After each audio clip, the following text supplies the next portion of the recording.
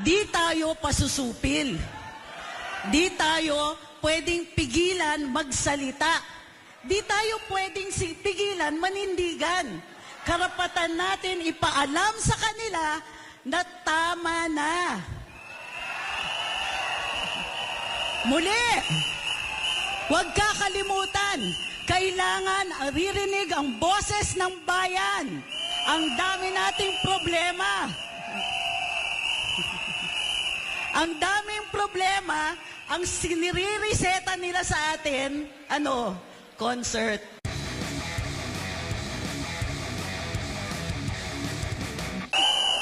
At dahil magkapangalan tayo, mahal ko kayo. Dahil Pilipino kayo, mahal ko kayo. Kasi ganyan ang Pilipino. Nagmamahalan tayo, magkakababayan tayo. We stand up for each other. Yes! Tingin nyo, ang gobyerno natin, mahal nila tayo? Alam nyo kung ano yung mahal? Pagkain! Tubig! Kuryente! Hindi nila tayo mahal. Pero mahal ang pagkain, tubig, kuryente. Pinapabayaan nila tayo.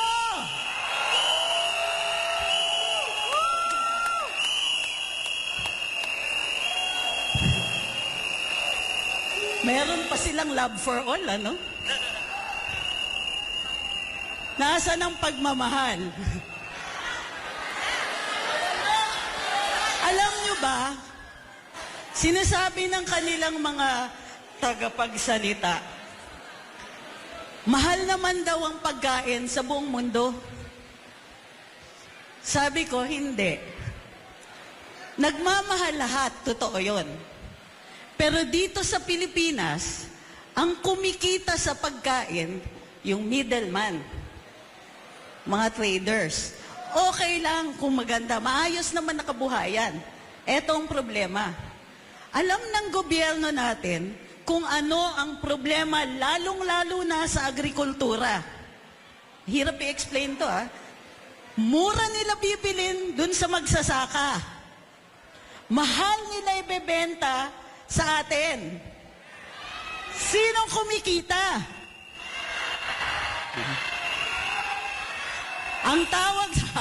Ang tawag sa kanila, ano na? Magnanakaw? Hindi. Ang tawag sa kanila, ang daming suggestion. Ang tawag sa kanila, barkada ng mga nakaupo. Sila ang kumikita. Kumikita sila sa likod ng mga magsasaka at saka sa ating mga mamimili. Ito yung problema. Alam nila kung anong solusyon. Alam nila kung ano ang kailangan gawin ng gobyerno para magmura ang pagkain. Tutulungan nila yung magsasaka. Bibigyan nila ng mga dryer. Bibigyan ng mga warehouses, silos, mga cold storage. Alam nila yung solusyon. Pero ginagawa ba nila? Ang bukod tanging sagot ng gobyernong ito sa pagmamahal na pagkain ay mag-import. Ay, ang galing. Ang talino. So, mahal ang pagkain. Ano pang mahal? Tubig. Paano tayo mabubuhay? Mahal ang tubig. May ginagawa ba sila para ibsan yung pagmamahal ng tubig? Tumataginting ang katahimikan tungkol dun sa taas ng presyo ng tubig. Taon-taon, sinasabi nila sa atin, magmamahal po kasi summer. Bakit kayo nagugulat? Taon-taon naman, may summer. Ano pang mahal? Kuryente! Ang hirap na ng buhay, dami pa nilang pinapaisip sa atin, no? Mahal ang pagkain, mahal ang tubig, at ang pangako ay magmamahal pa daw ang kuryente sa darating na taon. Totoo yan. Ang masaya niyan, brown out na, mahal pa yung kuryente. Saan tayo lulugar? Kailangan panindigan natin to, titindig tayo. Ang daming binangakong sa atin, di ba, nung kampanya. Mahal daw tayo. Pero ang nagmahal lang pagkain, tubig, kuryente. Hirap ang mga mamamayan, nag-uumpisa na ang gutom, nag-uumpisa na ang brownout, at susunod niyan, pati tubig, mamamatay na rin. Kaya lang nakikita natin sa kanila, biyahe at saka party.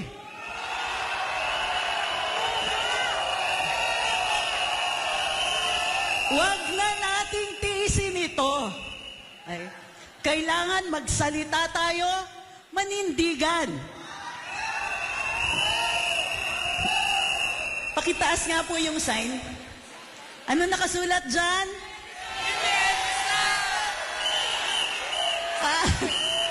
Ulit. Anong nakasulat dyan?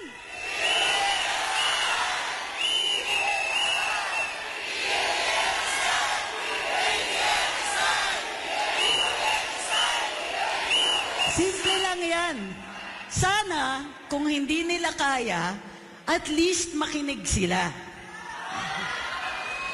Nananawagan tayo na sana, hindi na nga, mahal na nga ang tubig, kuryente, pagkain, ang taas pa ng krimen. Wala pang trabaho. So, anong natira sa atin? Nagbago tayo ng Pangulo. Manindigan!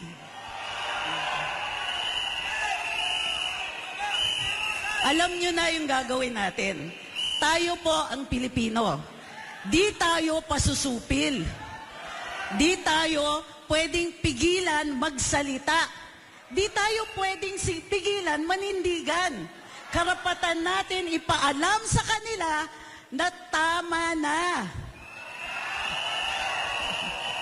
Muli, huwag kakalimutan, kailangan ririnig ang boses ng bayan. Ang dami nating problema. Ang daming problema, ang sinirireseta nila sa atin, concert. Buti sana kung kagalingan yung nagko-concert, So muli, ang hinihiling ko lang bilang isang tagapagsalita dito, kapitan natin yung galit natin. Kailangan tandaan natin kung ano yung ginagawa nila sa atin. Araw-araw, tayo yung nakakaramdam ng taas ng presyo. Pagkain, tubig, kuryente, araw-araw damang-dama natin. Araw-araw damang-dama natin yung kakulangan ng serbisyo. Araw-araw damang-dama natin yung krimen. Hindi tayo pwede manahimik. Kung kailangan, mag-social media, makipag-usap, ikwento sa mga kapitbahay, sa susunod na maisog, dalin natin sila. Magparami tayo, manindigan tayo. Maraming salamat.